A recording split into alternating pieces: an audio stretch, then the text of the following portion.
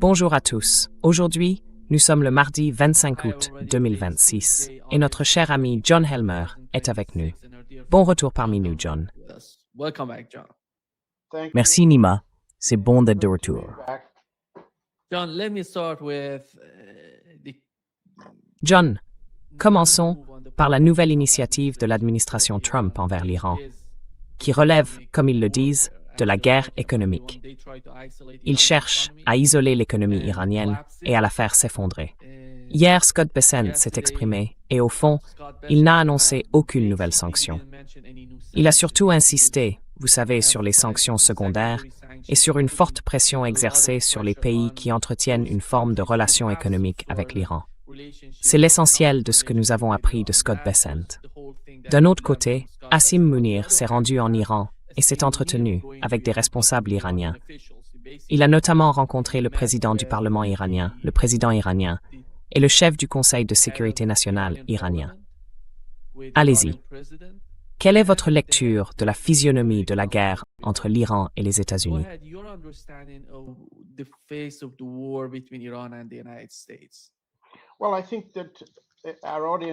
Eh bien, je pense que notre public, s'il lit le titre, s'attend à nous entendre expliquer comment tout est en train de changer. Mais il est trop tôt dans l'année, on n'est qu'en août, pour croire au Père Noël. En revanche, beaucoup d'entre vous veulent croire à la petite souris. La petite souris, souvenez-vous, c'est cette étrange petite créature qui vous récompense si vous avez perdu vos dents et enduré la douleur. Faire endurer de la douleur, c'est ce que les États-Unis essaient de faire à beaucoup de gens.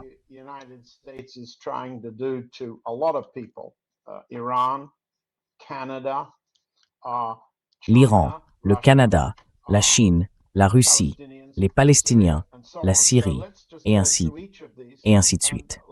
Alors passons-les tous en revue. Je vais vous dire ce qui, selon moi, a changé, ce qui est davantage dans la continuité, et à la fin, je pense qu'on se débarrassera de la petite souris pour voir si le Père Noël arrive. D'abord, à propos de Bessent. Paul Craig Roberts a été un haut responsable du Trésor. Alors peut-être a-t-il déjà entendu un secrétaire au Trésor paraître aussi pressé, aussi désorienté. Moi, je n'ai jamais entendu un secrétaire au Trésor donner l'impression d'avoir été poussé à prononcer un discours à la hâte, sans préparation adéquate, et sans que le Trésor ait pleinement coordonné sa position avec la Maison-Blanche et les autres. En apparence, il semblait faire monter les enchères. Mais il exagérait, comme vous l'avez dit, et on peut soutenir qu'ils font monter les enchères pour mieux reculer.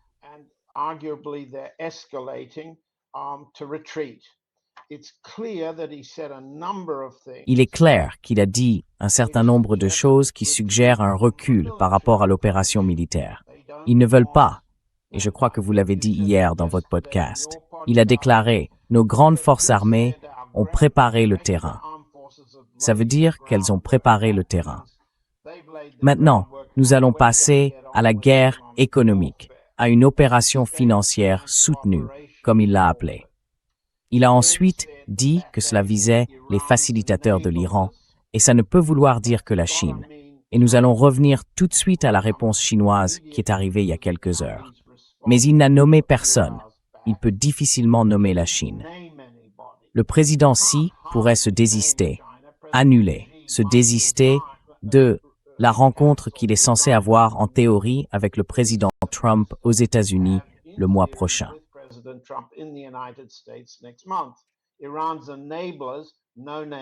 Les facilitateurs de l'Iran, sans donner de nom. Ensuite, il a parlé d'arrêter le transit terrestre. Or, c'est une attaque délibérée contre la Russie. Une attaque délibérée contre la Russie. Ce que je voudrais montrer, c'est que la Russie n'a pas répondu. Pas un mot, pas un seul mot. On apprend que Bessent a déclaré que Trump avait appelé un certain nombre de dirigeants nationaux et internationaux. Il n'a pas précisé lesquels. Il n'a certainement pas parlé aux Chinois. Et je vais simplement vous lire ce que vient de dire le ministère chinois des Affaires étrangères, celui de Wang Yi. La guerre économique, et je cite, cela remonte à quelques heures, et les tactiques de pression maximale ne contribuent en rien à résoudre les problèmes.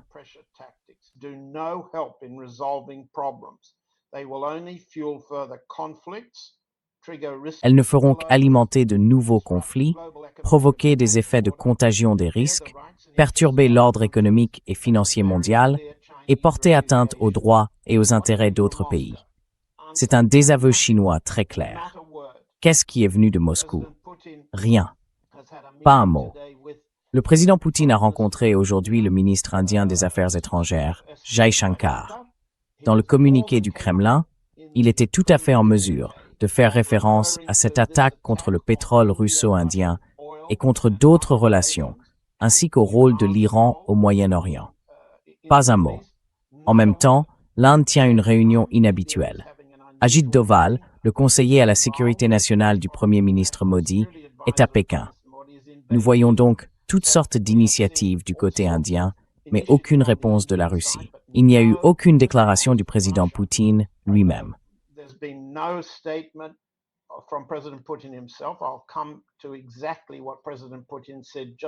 Je vais revenir dans une minute sur ce que le président Poutine a dit exactement, juste avant que Besant ne rende publique cette opération économique.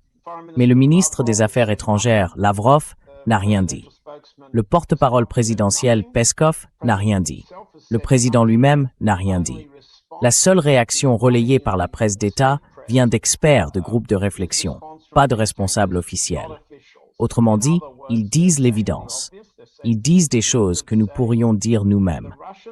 Mais la partie russe choisit, et c'est très important de le comprendre, la partie russe choisit de se ranger du côté de Trump. Et je vais simplement, si vous voulez, est-ce que je passe à la déclaration de Poutine? Ensuite, nous pourrons aborder d'autres questions, parce qu'elles sont importantes. L'élément essentiel à comprendre pour chacun de ces pays, c'est la politique électorale intérieure. C'est essentiel aux États-Unis.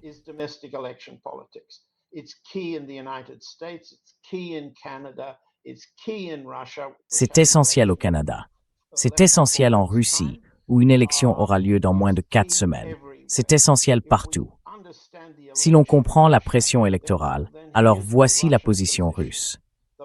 Les sondages actuels montrent, et ils viennent tout juste d'être publiés, une hausse importante du nombre de Russes qui constatent une montée des tensions sociales, politiques et personnelles dans le pays. Elles sont désormais à un niveau très élevé, plus élevé qu'elles ne l'ont été depuis des années. Deuxièmement, depuis juillet, les instituts de sondage demandent aux Russes s'ils sont satisfaits de leur vie et de la direction que prend leur vie. Ce niveau de satisfaction a chuté de 10 points de pourcentage depuis son pic de juillet, pour atteindre son niveau actuel. Dans cette situation, le président Poutine sait qu'il fait face à des électeurs mécontents, de plus en plus tendus. Et dans 4 semaines, ils voteront. Alors il a fait venir Pavel Zarubin. Or c'est un mauvais signe.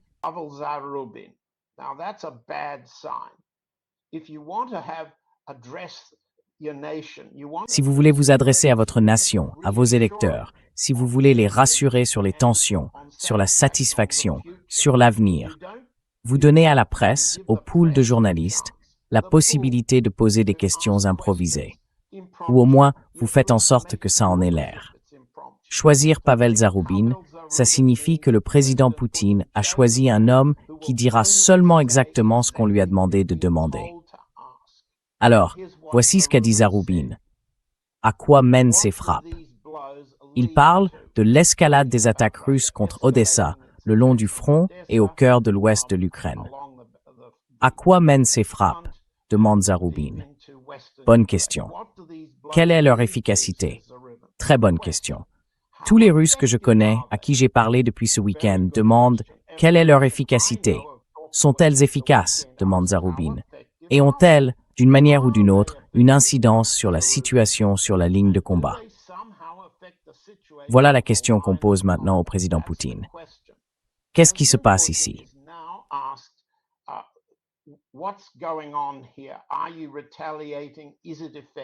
Est-ce que vous ripostez? Est-ce que c'est efficace?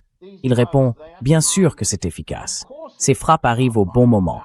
Bien sûr, cela aide nos combattants, nos hommes, nos héros sur le front, et ainsi de suite. Je ne vais pas tout reprendre en détail, mais il faut souligner plusieurs choses. D'abord, le président Poutine ne cite nommément ni les États-Unis, ni la Grande-Bretagne, ni l'Allemagne, ni aucun allié de l'OTAN. À la place, il dit que l'attaque actuelle, dont nous savons que les Britanniques se réjouissent, nous en avons parlé, vous en avez parlé, que les Allemands célèbrent, les Français, et ainsi de suite. Il dit que l'escalade implique directement les parrains occidentaux. Il parle du régime de Kiev et de ses propriétaires.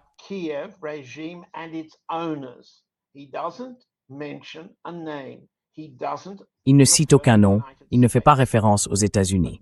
Mais l'une des choses auxquelles il fait référence, et je tourne la page pour vous donner les mots exacts, ce sont des négociations, je cite, par l'intermédiaire des médiateurs dont nous respectons certainement l'avis. Or voilà le président Poutine qui annonce publiquement qu'il respecte Witkoff et Kushner. Alors qui, en Iran, au Moyen-Orient ou où que ce soit, respecte Witkoff et Kushner? Réponse. Si personne d'autre ne les respecte. Pourquoi le président Poutine a-t-il adopté une position positive, pro-Trump, lorsqu'on lui a demandé comment la Russie réagissait à l'escalade des attaques de l'OTAN alors qu'il fait face à un électorat profondément sceptique?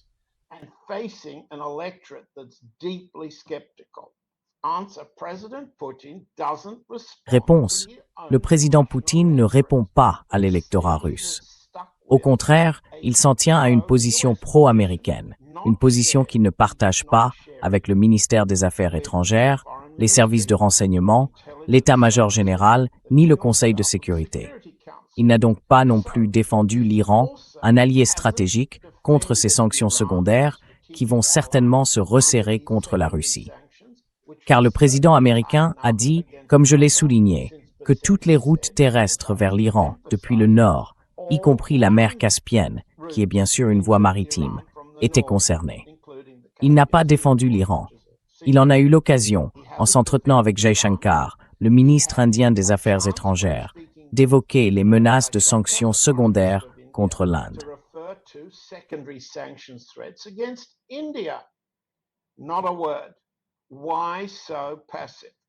Pas un mot. Pourquoi une attitude aussi passive? Pourquoi ce silence? Peut-être qu'on y viendra dans une minute. Mais si je peux revenir sur quelque chose que, je pense, notre audience ne comprend pas pleinement. Je parle ici de l'attaque de Trump contre le Canada. Je comprends qu'en dehors de notre public canadien, beaucoup de nos auditeurs et téléspectateurs ne saisissent pas l'importance du Canada, ni le caractère inhabituel de l'attaque qu'on lui inflige, parce qu'ils ont annoncé que haïr l'Amérique est désormais une politique du Premier ministre. C'est très inhabituel. Le Canada défend aujourd'hui sa souveraineté dans une négociation commerciale. On peut entrer dans la dimension politique de tout ça.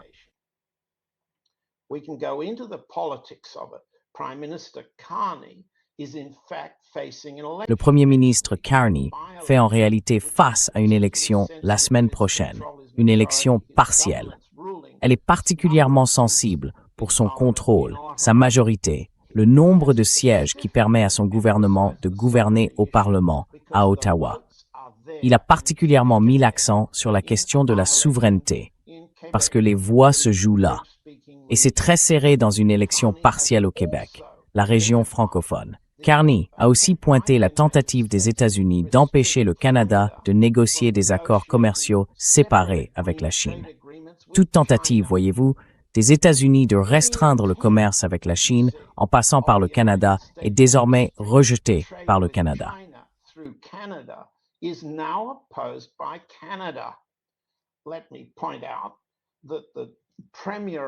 Permettez-moi de souligner que le Premier ministre de l'Ontario, Doug Ford, a dit publiquement à Trump « Tu peux aller te faire foutre ». Posez-vous la question, qui dans le monde anglophone ose dire ça? Il a poursuivi. Ford a dit « Trump est un dictateur. Trump, c'est le genre de type qui, quand vous étiez gamin dans la cour de récréation, vous volerait votre argent de poche, vos chaussures de course, la casquette sur votre tête. » Et ce n'est pas le seul Premier ministre. Wab Kinew, le Premier ministre du Manitoba, a déclaré l'autre jour lors d'une conférence de presse « On ne peut pas conclure un bon accord avec une mauvaise personne. » Réfléchissez à cela dans le contexte russe. Réfléchissez-y dans un contexte iranien, arabe, indien. Qui le dit aussi clairement et pourquoi? La réponse, au Canada. pour la première fois, une mobilisation importante se forme autour de la souveraineté canadienne.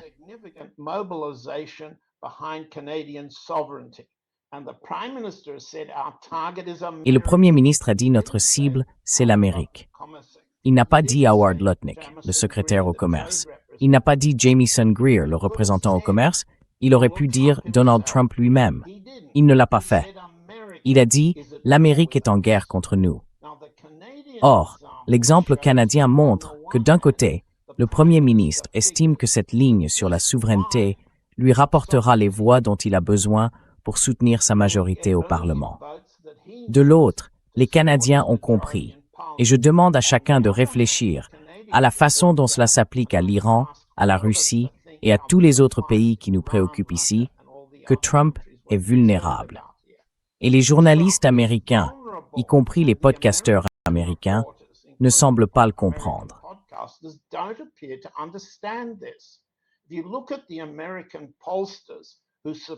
Si vous regardez les instituts de sondage américains qui fournissent leurs données aux analystes électoraux, vous pouvez constater que les États américains frontaliers du Canada, le Maine, le Michigan, le Minnesota, oh, il y en a un autre. Il y en a 4. Je regarde. L'Alaska. Ces 4 États sont essentiels pour que Trump conserve le Sénat, surtout le Maine, qui est républicain. Dans chacun de ces États, le duel actuel entre le démocrate et le républicain se joue à moins de 5 points de pourcentage. À si peu de temps du 3 novembre, ces 4 États, plus le Texas, sont menacés pour Trump. 4 plus 1, 5.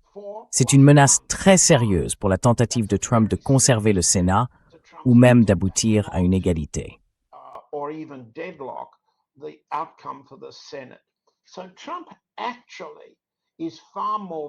En réalité, Trump est bien plus vulnérable à la riposte canadienne et aux perturbations qu'il provoque entre les États-Unis et le Canada, qu'il ne semble l'avoir lui-même calculé. Mais les Canadiens, eux, ont fait le calcul. Pourquoi est-ce que je dis ça? Parce que les Canadiens montrent que la façon de combattre Trump, c'est de frapper là où il est vulnérable. Quelles sont ses vulnérabilités? Oui, l'Iran a très bien montré sa vulnérabilité sur le plan militaire, mais on ne peut pas le vaincre sur ce terrain d'une manière qui l'inquiète vraiment. On peut le vaincre lors des élections au Congrès qui approchent, et c'est ce que Carney a compris. Alors à l'inverse, qu'est-ce que j'ai immédiatement dit de l'approche du président Poutine face à sa propre élection?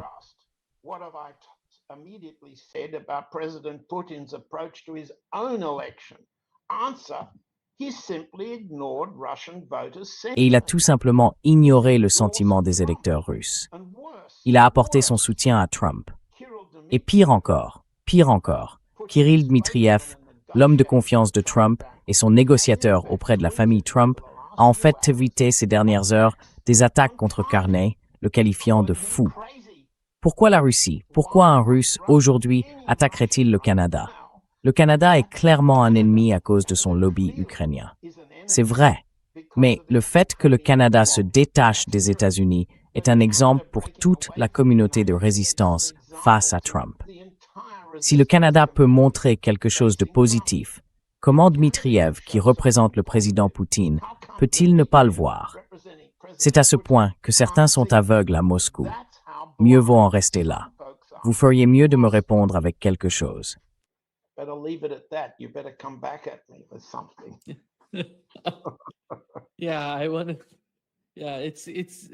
Oui, je veux. Oui, John. Pour revenir un peu sur ce qui se passe entre les États-Unis et l'Iran, et sur Asim Munir, qui se rend en Iran pour discuter avec des responsables iraniens. Comment voyez-vous le conflit? Pensez-vous que pour le moment, ils vont exercer une pression économique sur l'Iran, comme auparavant?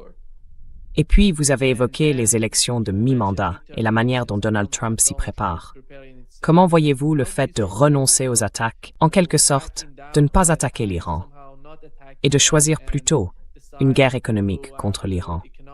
Peut-être qu'après les élections de mi-mandat, une fois qu'il aura obtenu le soutien, qu'il aura obtenu ce qu'il veut de ces élections, il reviendra à la guerre. Passons à la deuxième partie.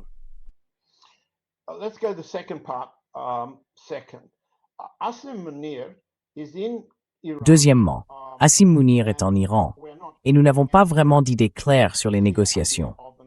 Mes sources ont une vision très différente des raisons de sa présence là-bas que certaines des vôtres. Je ne parle pas des Iraniens, mais des Américains. Asim Munir est là pour rassurer l'Iran. Il ne permettra pas aux Américains d'utiliser l'ouest du Pakistan, le Baloutchistan, la frontière pakistano-iranienne, comme base pour attaquer l'Iran. Que ce soit en passant par le Pakistan, avec des forces spéciales américaines ou des forces supplétives. Or, cela n'est pas discuté. Nous savons qu'il y a eu de sérieux affrontements à la frontière. La région occidentale du Pakistan, le Baloutchistan, échappe à peine au contrôle militaire de Munir depuis Islamabad.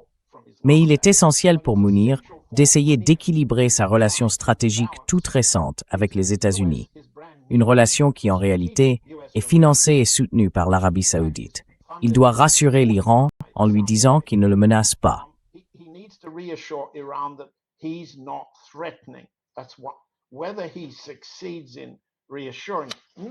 Qu'il réussisse ou non à rassurer, du côté iranien, personne n'est convaincu par les assurances que propose Asim Munir. Mais, d'après ce que je comprends, s'il est là, c'est pour rassurer. Pour entretenir l'idée que le Pakistan jouera le rôle d'un intermédiaire honnête, d'un médiateur. Et, en contrepartie, il a besoin du pétrole iranien. Il doit obtenir l'accord de l'Iran ou des gardiens de la Révolution pour les livraisons en provenance d'Arabie saoudite, pour le gaz qatari, le pétrole saoudien et d'autres marchandises qui sortent du Golfe. Donc, selon mes sources, cela n'a absolument rien à voir avec le soi-disant pacte de la Mecque.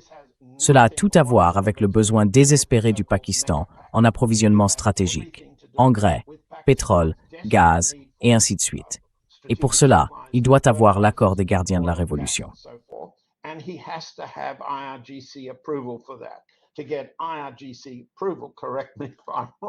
Pour obtenir l'accord des gardiens de la Révolution, corrigez-moi si je me trompe, les gardiens doivent entendre Munir dire « Je ne tolérerai pas que le territoire pakistanais soit utilisé par les Américains pour nous attaquer avec des forces supplétives, des forces spéciales ou toute autre forme de plateforme militaire contre nous, l'Iran, dans notre Est iranien. » Voilà les raisons de sa présence. Qu'est-ce que cela nous apprend? Est-ce que tout cela a changé? Eh bien, demandons aux représentants des gardiens de la Révolution de dire « Avons-nous davantage? Disons, avons-nous un accord avec le Pakistan? Nous faciliterons l'autorisation du régime d'Ormuz pour les cargaisons pakistanaises, en échange d'une démonstration par le Pakistan d'un contrôle de bonne foi sur l'ambition américaine d'utiliser le Pakistan comme plateforme de guerre vers l'Ouest. C'est ainsi que je le comprends. Concernant votre question, quelle était votre deuxième question déjà?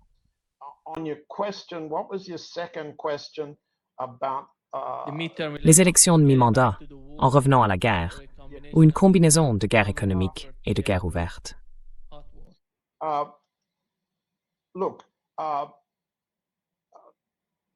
Écoutez, par où commencer? Ce que j'ai essayé de dire, c'est que les stratèges électoraux de Trump, les hommes clés à la Maison-Blanche aujourd'hui, doivent se dire qu'ils risquent de perdre le Sénat. Je regarde mes données de sondage parce que c'est comme ça qu'ils raisonnent. Alors, essayons de répondre à votre question en nous mettant à leur place. Et pour se mettre à leur place, il faut regarder cette feuille que j'ai ici. Elle montre les sondages, tous les sondages. Que voit-on? Il n'y a presque rien que le président Trump puisse faire pour améliorer son taux d'approbation global. Il a un peu progressé. La dernière fois que nous nous sommes parlé, son écart était négatif, moins 19,2 entre les opinions défavorables et les opinions favorables. Il est remonté à moins 17,5. D'accord, cela fait donc 2 points de pourcentage d'écart. C'est inférieur au seuil de fiabilité statistique.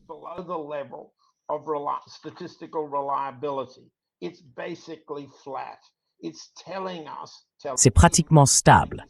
Cela nous dit, cela lui dit, cela dit à ses équipes, à ses techniciens électoraux, qu'il ne fait rien qui puisse faire basculer l'élection en sa faveur. On voit que les démocrates, dans ce qu'on appelle le soutien générique au parti pour le Congrès, restent stables, avec 6 points d'avance sur les républicains. On voit que le soutien générique aux républicains est en baisse depuis juillet, mais reste stable. Cela signifie que rien de ce que fait Trump, y compris ce discours précipité, l'opération paria économique, rien de ce que ces gens annoncent ne fait vraiment beaucoup de différence auprès des électeurs américains. Le problème, c'est que l'opinion négative sur le comportement de Trump à l'égard de l'Iran a augmenté. La dernière fois que nous l'avons mesurée, elle était de 25,7, c'est-à-dire 25,7 points de pourcentage de négatif de plus que de positif. Elle est maintenant montée à 26,5. C'est faible, mais ça ne s'améliore pas.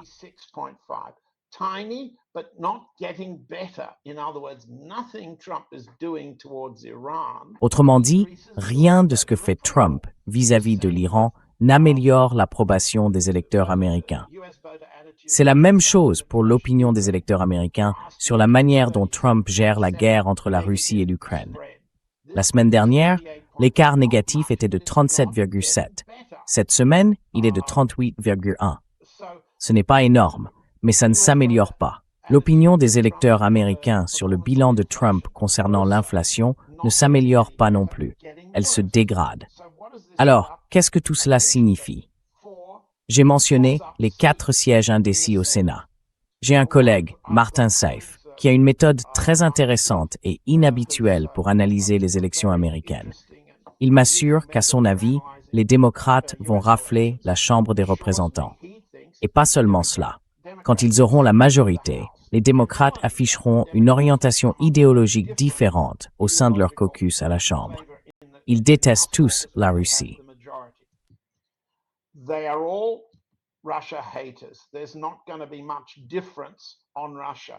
Il n'y aura pas beaucoup de différence sur la Russie, mais les démocrates auront, ou pourraient avoir, une approche différente sur l'Iran et sur, disons, la paix. Une paix qui apporte un avantage économique aux Américains, à la pompe à essence et au supermarché. Je ne suis pas sûr que Martin Seif ait raison. D'autres sondeurs disent que la majorité démocrate au Congrès ne dépassera pas 10 sièges. Martin, lui, pense qu'elle en gagnera plus de 20. Mais la question essentielle devient alors, Trump perdra-t-il aussi le Sénat? Quand on est coincé à la Maison-Blanche, à regarder une situation comme celle-là, on ne profite pas vraiment des vacances d'été. On ne peut croire ni au Père Noël, ni à la petite souris.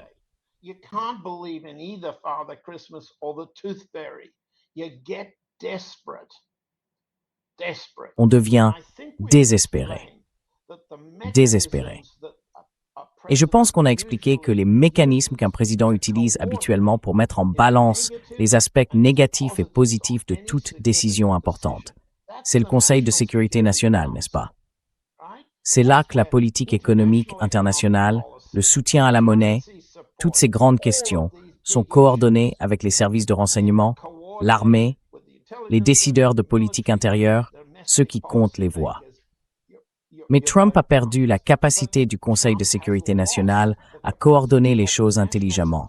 Il a maintenant des incapables à la tête du Conseil de sécurité nationale. Et il a Mario Rubio, le conseiller à la sécurité nationale, qui agit en fauteur de guerre contre Cuba pour servir ses ambitions présidentielles.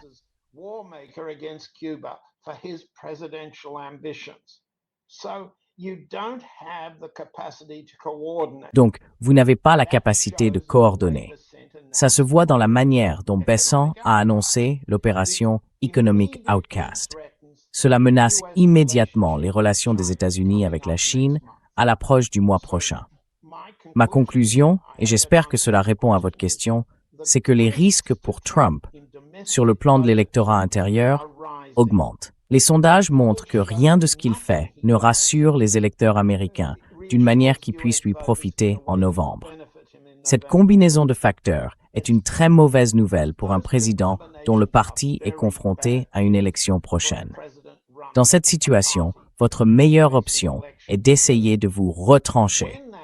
L'expression, vous savez, c'est resserrer les rangs. On ne peut pas resserrer les rangs dans cette administration. You can't circle the wagons in that administration. You can't. The way they've handled Canada.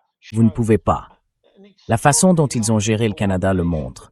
Un manque de coordination extraordinaire entre Greer, le représentant au commerce, qui est un négociateur intelligent, et Howard Lutnick, qui est tout sauf un négociateur. Il se comporte comme un gangster.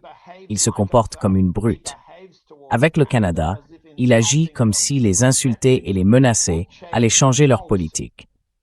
De la même manière, Bessin vient d'être envoyé pour menacer l'Iran, mais aussi l'Inde, la Chine et la Russie. Comment peut-on menacer autant de gens quand on est confronté à une élection et à des perspectives aussi désastreuses? Ce n'est pas une formule gagnante. Est-ce que cela veut dire qu'ils sont fous?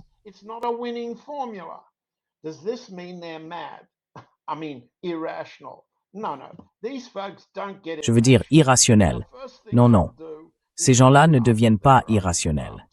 La première chose qu'ils feront, ce sera de veiller à leur propre survie. Ils démissionneront. Ils s'assureront que leur argent est bien placé. Et personne ne protège son argent ou n'en amasse plus vite et avec plus d'avidité que la famille Trump. Donc, vous en verrez beaucoup plus. Et c'est ce qu'on voit en Syrie, avec le soi-disant ambassadeur Tom Barrack, un homme d'affaires libanais qui travaille maintenant pour le régime Trump. Ce que vous verrez, ce sont des mesures désespérées pour mettre la main sur l'argent. Vous verrez aussi davantage de paroles, moins d'actes. Du point de vue iranien, revenez vers moi là-dessus, il y a à la fois un avantage et un inconvénient. L'avantage, c'est les États-Unis semblent réduire leurs opérations militaires. Ça ne fera pas forcément bouger quoi que ce soit.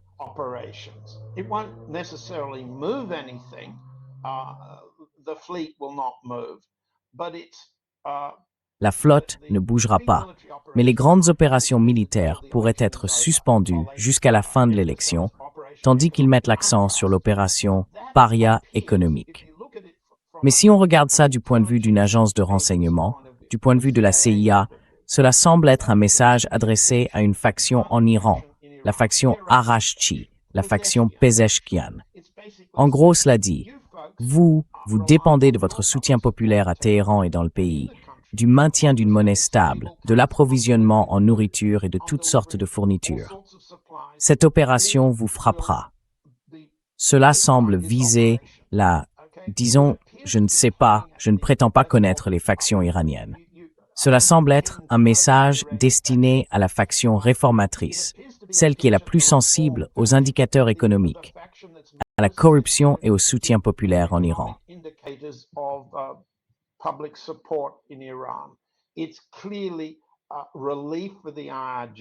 C'est clairement un soulagement pour le CGRI. Cela met fin aux mesures militaires menaçantes. Le CGRI espère désormais un soutien politique accru en faveur d'une forme d'accord. C'est ainsi que je comprends ce que représente l'initiative Bessin.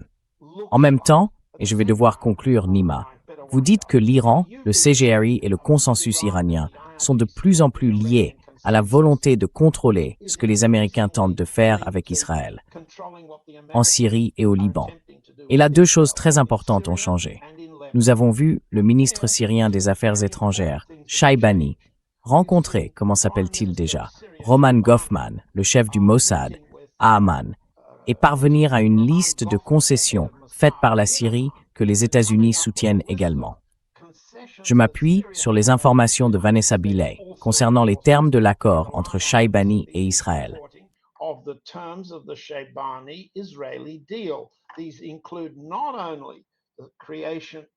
Cela comprend non seulement la création et l'installation d'une ambassade israélienne à Damas, d'un consulat israélien à la frontière, d'une profonde prétendue zone de sécurité s'étendant du Golan vers Damas, presque jusqu'au faubourg de Damas, ainsi qu'un certain nombre d'autres zones, des contrôles sur le réarmement et le rééquipement de l'armée syrienne, et ainsi de suite. Cet accord, parrainé par les États-Unis, constitue un changement très important. Il menace les alliés de l'Iran, l'avenir de la Syrie, l'expansion d'Israël, et il menace bien sûr le Hezbollah et l'avenir du Liban. On pourrait continuer, mais ce sont là des changements qui affectent évidemment la manière dont l'Iran doit calculer sa réponse, d'un côté à la dissension et de l'autre à l'avancée des Israéliens.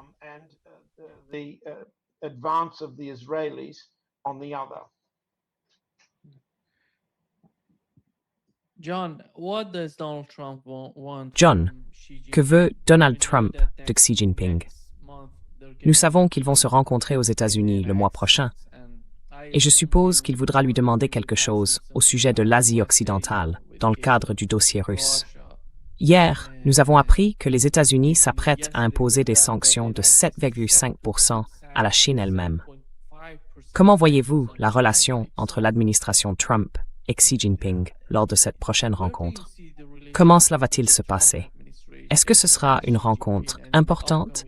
Ou bien allons-nous revoir ce que nous avons déjà vu auparavant lorsque Donald Trump est allé en Chine et que cela n'a rien produit?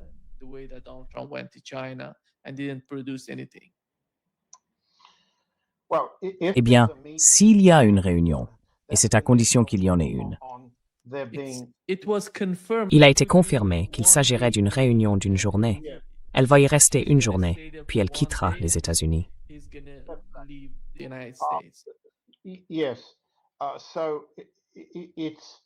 oui. C'est donc le genre de configuration dans laquelle, d'ici là, il est peu probable que les préparatifs avancés débouchent sur un accord significatif. J'en conclurai donc que les deux parties veulent repartir avec une promesse rassurante de stabilité. Ce serait, disons, un assouplissement ou, disons, une concession secrète ou tacite selon laquelle les sanctions secondaires ne frapperont pas la Chine dans ses relations commerciales avec l'Iran. Cela ne sera guère annoncé, car si cela l'était, ce serait en contradiction directe avec les objectifs de l'opération Economic Outcast, n'est-ce pas? La réunion est désormais placée sous l'ombre de l'annonce de Wang Yi, selon laquelle il s'oppose à l'opération Economic Outcast.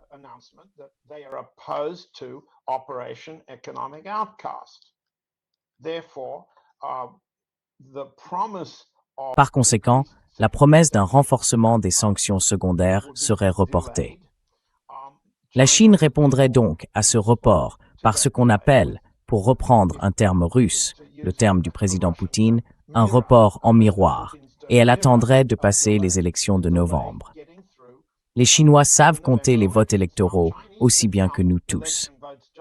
Et s'ils pensent que Trump risque de perdre les deux chambres du Congrès américain, ils ont évidemment la même motivation que celle qu'Ajit Doval, le chef du Conseil de sécurité indien, a un jour exprimée à Rubio. Nous attendrons que vous passiez. Nous attendrons que vous perdiez le pouvoir. C'est exactement ce que Doval a dit à Rubio lors d'une réunion dont la presse n'a pas rendu compte très clairement. Mais, en substance, le conseiller indien à la sécurité a dit « Essayez donc de nous faire tout ce que vous voulez. Nous allons mettre Rothi. »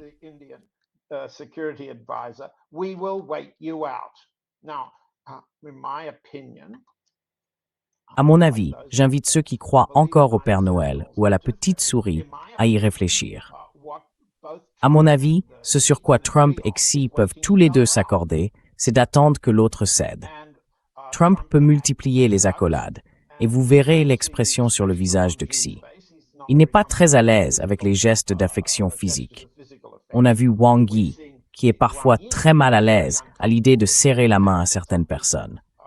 Mais, pour les Chinois, l'attente sera plus courte. Ils n'ont qu'à attendre jusqu'au 4 ou 5 novembre. Si, à ce moment-là, Trump est dans une position bien plus faible, les Chinois savent ou peuvent s'attendre à ce que l'opération paria économique et les sanctions secondaires ne soient pas appliquées. Car des représailles chinoises compromettraient gravement les efforts du nouveau Congrès démocrate pour réparer les dégâts économiques et engager le processus.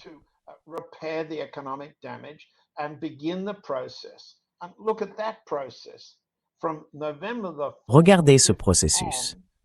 À partir du 4 ou 5 novembre, les démocrates pensent ou penseront qu'ils peuvent reconquérir la Maison-Blanche.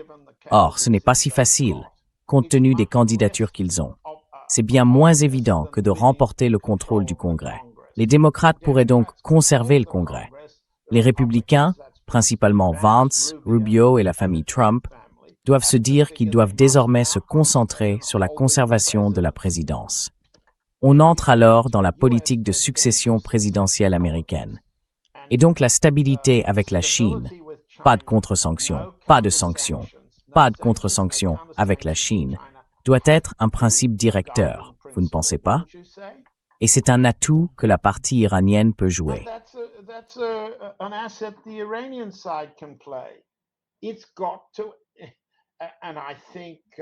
C'est indispensable.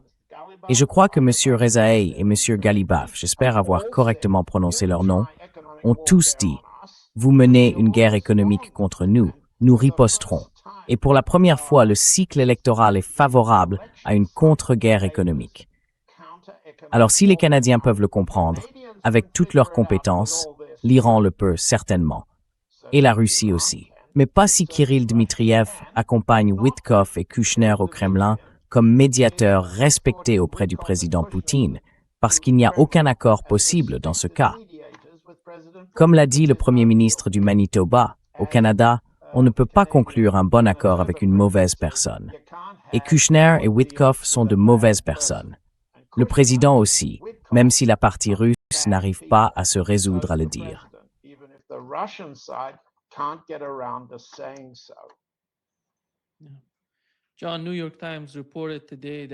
John, le New York Times a rapporté aujourd'hui que les États-Unis renvoient ou font revenir leurs diplomates au Moyen-Orient. Vous savez, pendant la guerre, ils les avaient retirés des ambassades au Moyen-Orient. Là, ils recommencent à les y envoyer. Mais il me semble, John, que Donald Trump, au fond, quel sera le bilan de l'administration Trump? Nous avons vu la première moitié de son mandat, et il est à mi-chemin de son second mandat. Sera-t-il capable de faire quelque chose sur le dossier ukrainien ou sur celui de l'Asie occidentale? Ou bien aura-t-il le même genre de conflit avec ces deux pays, essentiellement l'Iran et la Russie? Et maintiendra-t-il ce conflit, cette guerre tarifaire avec la Chine, jusqu'au tout dernier moment de son administration?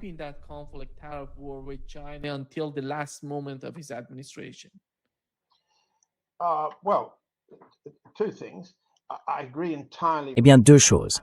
Je suis entièrement d'accord avec vous, Nima. Et au risque de nous répéter, je pense, mes sources russes le pensent aussi, tout comme l'état-major général, que les États-Unis veulent une guerre permanente contre la Russie. Une guerre permanente. Et ils ont mis au point le mécanisme pour que les Européens la financent. Or, la guerre permanente au Moyen-Orient, c'est aussi le jeu en cours, c'est la stratégie, c'est l'avenir. La guerre permanente va s'intensifier en Syrie, au Liban et dans divers endroits, de temps à autre, selon les calculs liés à la succession de Trump. Vance, Rubio et la possibilité que Trump désigne Donald Trump Jr. comme son seul successeur privilégié.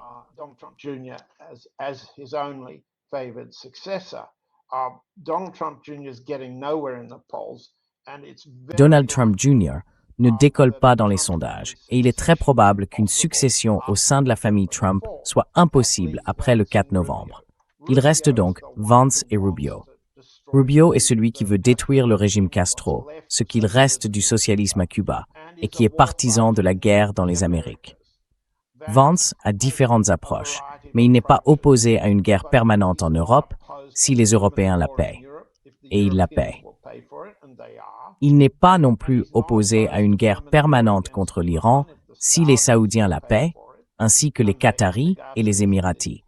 Et il la paie. Et il n'est pas opposé à une guerre permanente dans les Amériques s'ils peuvent voler, comme ils l'ont fait au Venezuela, les moyens de financer une grande partie de ce qu'ils font en Amérique centrale et en Amérique du Sud.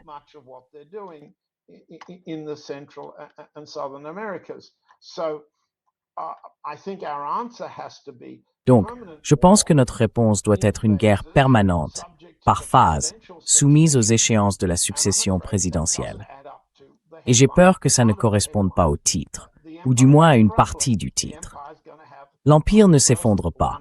L'Empire va d'abord connaître une élection, puis une autre, et au fil de ces élections, il modulera ses options de guerre et veillera à ce que ses alliés paient pour cela. N'est-ce pas une bonne idée, si vous êtes un candidat de la Maison-Blanche à la présidence des États-Unis? La guerre permanente, c'est le favori de tout le monde.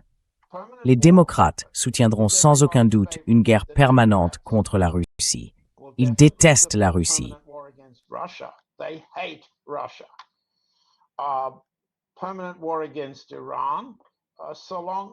Une guerre permanente contre l'Iran. Ils la soutiendront tant qu'il n'y aura pas de victimes américaines, que les coûts militaires pour réapprovisionner les bases resteront sous contrôle, et qu'il y aura un régime à Hormuz dans lequel les droits de passage seront versés à l'Iran, et Kutasmo à Oman. Mais ce coût sera noyé dans la baisse du prix du pétrole et le recul de l'inflation aux États-Unis. N'est-ce pas ce que vous voudriez si vous étiez candidat à la présidence des États-Unis? Je pense qu'il faut supposer que la succession de Trump pourrait réussir à conserver la Maison-Blanche en 28, tout en perdant le Congrès dans quelques semaines. Et ce ne serait pas du tout inhabituel dans l'histoire politique américaine. Est-ce que cela veut dire que tout va changer de manière significative? Non, ça ne veut pas dire ça.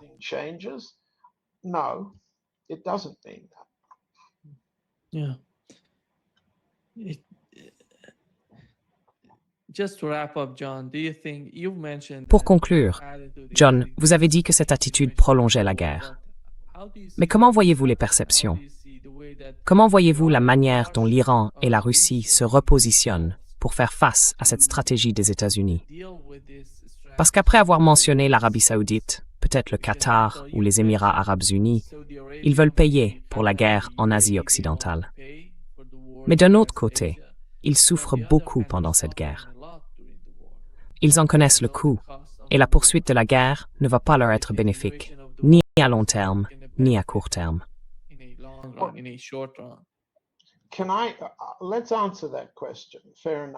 Répondons à cette question. Très bien, mais permettez-moi de revenir à la question que je vous avais posée. Comment les différentes factions iraniennes ont-elles réagi à l'idée d'une guerre économique? Y a-t-il des divergences entre l'armée, les gardiens de la Révolution, l'armée régulière, les gardiens de la Révolution et par exemple Pezeshkian et Arakchi sur la manière de faire face à une guerre économique? Voyez-vous des divisions entre factions à ce sujet? Les Américains commettent-ils, une fois de plus, une erreur de calcul? I think it's total miscalculation, John. Je pense que c'est toujours une erreur de calcul, John. Les discussions, vous savez, quand on voit les informations sur la manière dont Pezeshkian a dit cela, elles exagèrent ce qui s'est passé à l'intérieur de l'Iran.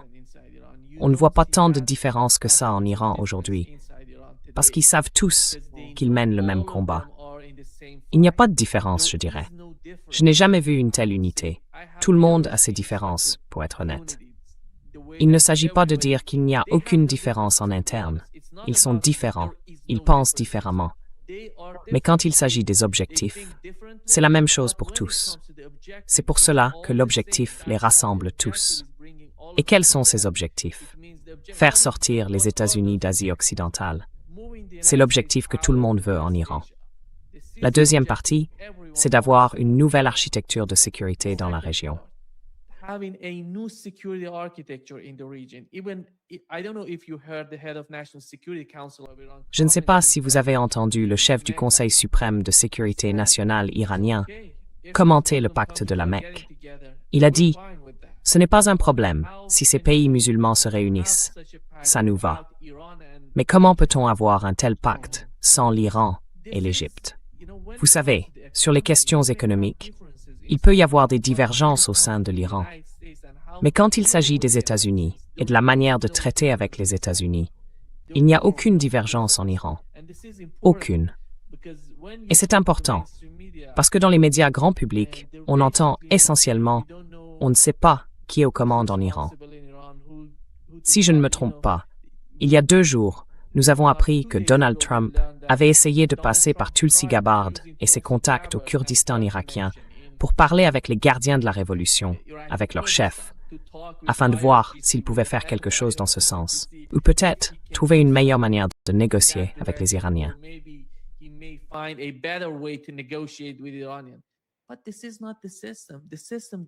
Mais ce n'est pas le système. Le système ne fonctionne pas comme ça. Dans le système, le parti politique fait partie des diplomates qui négocient. Les gardiens de la révolution, leur mission, c'est de combattre, d'élaborer les stratégies sur le champ de bataille. Il ne s'agit pas de l'économie iranienne. Ils font partie de l'économie iranienne, mais ce ne sont pas eux qui prennent les décisions sur la grande stratégie iranienne à l'extérieur du pays. C'est une certaine complexité. Il faut du temps pour décrire ce qui se passe à l'intérieur de l'Iran. Mais il n'y a pas de différence, John, dans la manière dont Donald Trump veut en parler et prétendre qu'il y en a une. Nous ne savons pas. C'est le gouvernement. Ce sont les gardiens de la révolution. C'est la direction. Aujourd'hui, ils sont tous les mêmes. À mon avis, il n'y a aucune différence. Yeah. Thank you for that.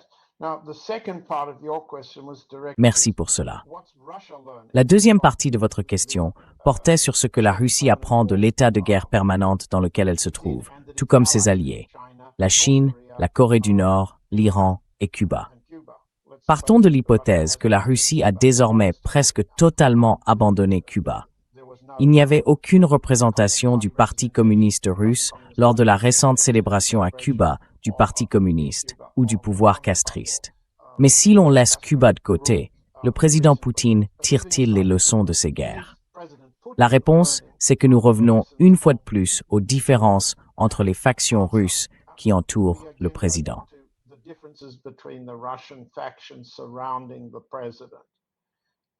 The reason we began with election polling. La raison pour laquelle nous avons commencé par les sondages électoraux, alors que l'élection de la Douma d'État débute le 18 septembre et s'achèvera le 20 septembre, c'est que nous constatons une réaction importante des électeurs à l'impact des frappes à longue distance menées par l'OTAN et les États-Unis contre l'arrière-pays qui touchent les Russes. Cela ne veut pas dire que les Russes veulent la paix à n'importe quel prix. Pas du tout. Ce n'est pas ce qui est en jeu. Il n'y a pas non plus quoi que ce soit qui ressemble à une résistance à la présidence de Poutine. Ce que nous observons, ce sont deux choses. Premièrement, sur le plan militaire, on reconnaît qu'une guerre permanente exige une pause suffisante dans les hostilités pour reconstituer les forces militaires russes afin de faire face aux défis de cette guerre permanente sur des fronts beaucoup plus larges, à l'ouest, au nord, au sud, à l'est. In the east and at sea. You see, we see and we've documented it.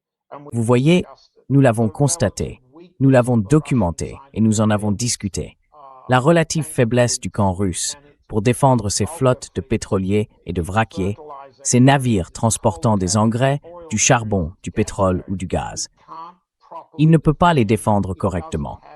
Il n'a pas les capacités navales nécessaires pour les défendre en haute mer contre des saisies et des ingérences coordonnées de l'OTAN et des États-Unis. Cela demande du temps et des changements. N'oubliez pas que la Russie était handicapée, mais qu'elle a réussi à mener efficacement une guerre, alors même que Sergueï Shoïgu, le ministre de la Défense, dirigeait l'une des administrations militaires les plus corrompues de l'histoire russe. Depuis 1917, l'armée n'avait certainement pas été à ce point handicapée par un chef militaire aussi corrompu.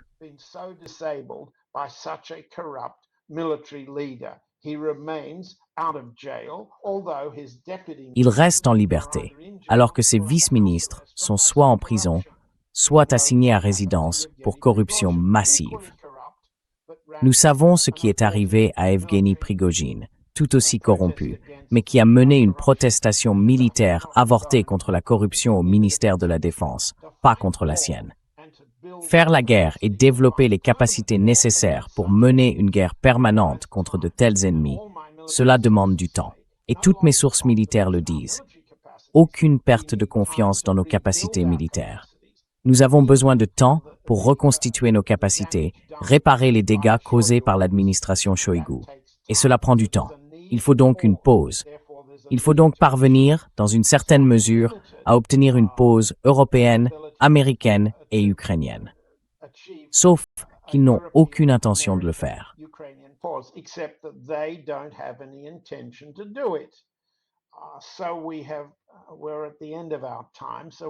Nous arrivons au terme de notre temps. Donc nous ne pouvons pas vraiment aborder la question suivante. Que pense la partie russe de ce que serait la démilitarisation de l'Ukraine comme objectif pour mettre fin à la guerre sur le champ de bataille ukrainien? Nous n'avons pas de réponse. Nous avons épuisé notre temps, vous et moi. Mais rien n'indique que les objectifs initiaux de l'opération militaire spéciale, rappelez-vous lesquels, la démilitarisation et la dénazification, puissent faire l'objet de négociations. Absolument rien ne l'indique. Ni avec ceux que le président Poutine appelle Witkoff et Kushner, des médiateurs respectés, ni avec Trump, ni avec les successeurs de Trump si les démocrates reviennent, ni avec les Européens, ni avec l'OTAN. Nous avons donc un problème, et nous n'avons plus le temps d'examiner tout l'éventail des idées russes créatives pour le résoudre.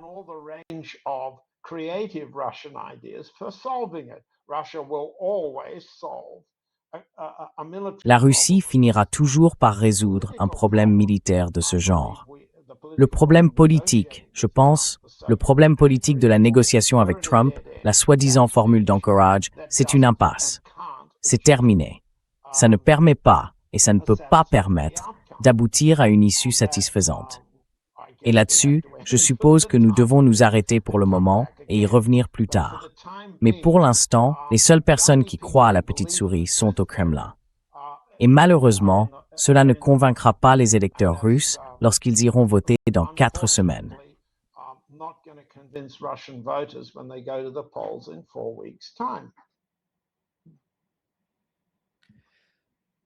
Merci beaucoup, John, d'être avec nous aujourd'hui. C'est toujours un grand plaisir. À la semaine prochaine. Au revoir.